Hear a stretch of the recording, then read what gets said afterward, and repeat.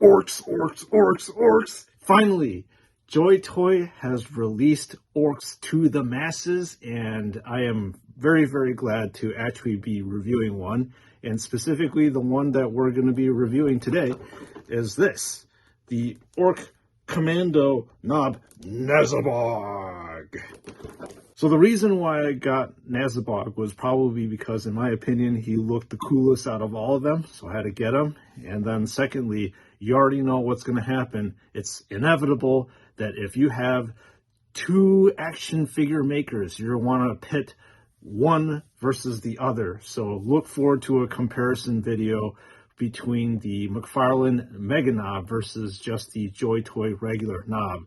But I digress. So this video is about reviewing the JoyToy knob. So let's see what this orky goodness is all about. This is a nice box. You can tell it's one of the new boxes that JoyToy is making. Release the goodness inside. Opening up the ork and unleashing him into the world. All right, ahead of you all is the first offering of Xenos from JoyToy, and this is a very exciting time. I hope that this is going to be a portent of what's coming, because there's really no reason why JoyToy cannot actually have more Xenos coming in. Let's get to the review then. As usual, we're going to start off with the armament. I believe this is a slugger. All right, as usual, I am going to use my painter's eye to take a look at the painting on this slugger, and taking a look at the painting over here, it looks like we have some red bleed here. We also have some areas in which the painting is rather messy. Just like I said with the McFarlane Orks, you could probably write this off at Orky painting this. So this is excusable always, in my opinion, because no ork weapon is going to look 100%. You do have a lot of different bleed that's going on here. So you got the red onto this bronze type of color. You also have a lot of this silver onto this red color. And then this is a very dirty look, which I think this is probably purposefully done. And same thing with the up here with the body of the slugger. It's red onto this kind of silver look. And then you have some kind of haphazard dry brushing over here. But this is, as I said, well within the ork's wheelhouse, and it looks fairly orky. Very different from my expectations from a Space Marine, which you would expect to be very, very clean. So with the ammo clip down here, you have some metallic paint over here, and then it gradually fades out down here, which is a very interesting effect. Kind of unique, kind of cool. I do like this. So apparently you have this radar over here. Let's take a look at this radar dish. I didn't actually think that it would come with something as cool as this. There's a pretty prominent mold line here, right in the middle of the radar. Same thing over here. And then just like with the Space Marines, you have a bunch of weathering and that silver kind of look here, which is cool. I do like this look. You may have a little bit of too much shading over here. So the first thing that we're going to look at is the head as usual. The cap is torn, just like in Orky style. So on this side, you have very messy dry brushing highlights here, and you also get that messy look over here as well. And then looking at the ork eyes, it looks like it's pretty decent. The red is staying within the red areas, and then this shading here is pretty interesting. But you can see that this kind of darkish color is not covering the green entirely. And then with the nose ring itself, you have some bleed with the silver onto the green flesh down here, and then into the nostril itself. And then looking at the jaw area, you get the white part that doesn't completely cover this green part. And then the gums, I wish would be a little bit of a different color.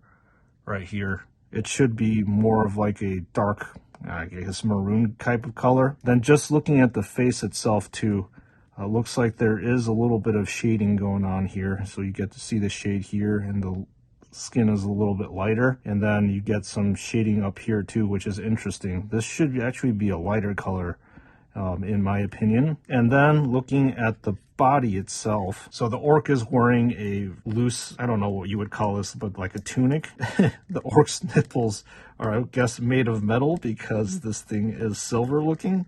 That's interesting. So you get to see some light highlights that are going on over here. And then you got some heavy, messy highlights going on, and it disappears as you gradually go down. So taking a look at this gigantic power claw, let's see what this thing has to offer. So this is very interesting to me. The power claw has highlights here, and then very interesting transitioning for the highlights as well over here. And then you got purposeful battle damage with a deep scarring here, here, and around here, which is really nice. I like that attention to detail. And then here you have a bunch of messy highlights as well, and that weathered look that everybody's familiar with on the Space Marines. You do have some red bleed here. Let's take a look at the orc arm. You get some nice shading down here, so deep green, and then you have transition to this lighter green, which is interesting that it transitions to like a brown. I kind of wish that this scarring tissue would be a little bit darker brown. All right, let's take a look at the pipes that actually power this, well, power claw. All the hoses are very interesting. I really like how this looks. So you've got like this nice, almost like a zebra pattern over here, red piping, so it's a very soft, flexible material. I like this nice touch over here, where you've got like this rip in the wiring that allows you to see the inside. Super cool. I dig it. And then the hose over here is really nice, actually. The highlights are actually on the tips of the hose, which is really nice to see, and they actually aren't that bad. There's a lot of interesting things going on with this orc. So you've got this area that actually goes into the muscle and the tissue. Super cool. And same thing with this area. It goes into the tissue of the orc. Then let's just take a look at the arm itself over here. And it's just of a regular arm. It's big and veiny. And you do see a little bit of, well, I just scraped it off, so that's not a big deal anymore. And you see a little bit of silver bleed onto the green of the flesh, and a little bit of messy highlights over here. So anyway, let's take a look at the grenades down here. Lots of bleed. You got red onto the silver, red onto the silver again. Pretty sure that is going to be the case over here. No, it's not. It's actually silver onto the red. And then looking at the, I guess, pants of the orc, this is really nice too. You got like a nice rip in the pants. You do actually see a little bit green of the flesh tone onto the pants area. Some messy highlights too. And then the tips of the steel boots. It would be nice if there was a little bit of uniformity here, so you do get to see the weathered silver look. However, this is not weathered silver. I would think if it's actually a full steel toe, that this would be, well, completely silver, and this is also the case with this side. All right, let's look at this crazy backpack. This is probably the most detail I've ever seen in a backpack right now, because the Space Marine backpacks is nowhere near like this. So you got this stick bomb up here, which is awesome. I like it how it's attached up top, and you've got this area where you put the top of the radar, and you move down to this area here, in which I guess is some sort of like counter. This is a little bit rough. It would be nice if the undercoat of silver actually covered up this area, and then the overcoat of the translucent blue would cover a little bit more. But this is a nice like viewfinder thing, and I really like this type of look with JoyToy. There's so much detail on this backpack. I love it. Let's see what's going on with articulation. So this is my first orc action figure that I'm reviewing from JoyToy, and I have absolutely no idea what to expect with the articulation, but we always start with the head, and the head is 360 apparently, and there is movement back and forth here. So you can move it laterally side to side. It feels like you can move it around like this. But it feels like there's like a barbell joint over here, and it looks like I am correct Yep, it's a barbell joint. So you do get a good degree of motion with the head and the neck area. And let's take a look at the arms itself. So around the shoulder joint over here, it's 360. So around the tricep and bicep area, it's also 360. The elbow area is double jointed, so you can have definite good range of motion. So you can definitely do a 90 degree and then further bend it in a little bit, and you can have the Ork flex over here, and then with the wrist area it looks like it's 360, and you can bend it in a little bit. So this almost mimics the Space Marine 2.0 wrists, where there is a little bit more of a gap, but you're able to like move it in more. So it's more fluid, I think. What's up with the power claw? Let's just take a look at it. It appears that this area of the power claw, not so much the top, can actually move back and forth. So this is the open position and this is the closed position. But in terms of the bottom area, this is a static piece, which is a little bit of a disappointment. The Mega Knob that I just reviewed not too long ago, you can actually open up this piece too. So it would have been nice if that was the case, but it's not the case with this one. As I'm moving this thing around right now, the range of motion is fairly limited. I'm guessing the reason why the range of motion is limited is because of this strap here. So you're not getting full range of motion. I think if you maybe remove this part, you're probably going to be able to get 360 degree rotation. You probably can. So this is a little bit unintentional. Didn't intend that to happen. It just popped loose. So it does appear that this thing is grounded by, this thing is preventing this thing from spinning around 360. And then with the legs, it's the same kind of like double barbell mechanism as you find on the Space Marines. And let's see how far we can kick this back. So it looks like this is the maximum extension for the leg. And kicking it forward, you can kick it up, and I detached it again.